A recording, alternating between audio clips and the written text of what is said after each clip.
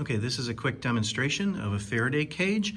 So I have it sitting on a plastic base in black, and then sitting on a metal cup, I have an Erlenmeyer flask, and then within the flask is an electroscope.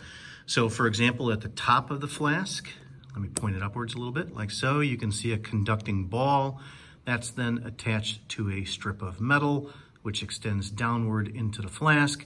The flask itself is using a rubber stopper, which is an insulator. And then down at the very bottom of the electroscope, if you look carefully, let me zoom in a little bit, you could see these two tinfoil leaves that are dangling from that metal alligator clip.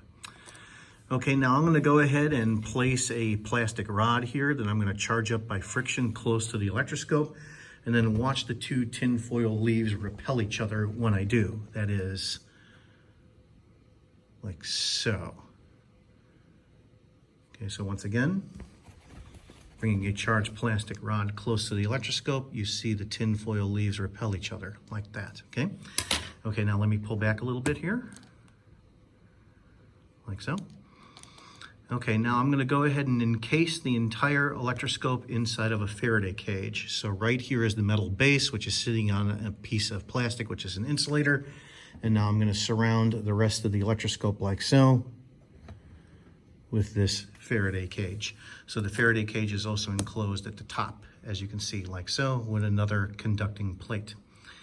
Okay, now I'm gonna kind of zoom in a little bit as best I can here, such that you can see the leaves. I know it's a little bit tricky to see through the mesh of the cage, like so.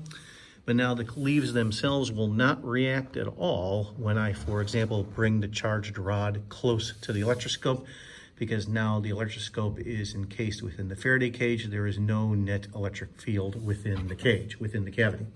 So let me go ahead and charge up the plastic rod, bring it close to the electroscope as much as I can, like so. And then if you watch carefully, you will see no reaction whatsoever with the leaves, like so.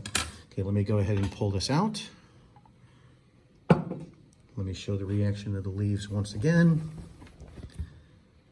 when I bring the charged rod close,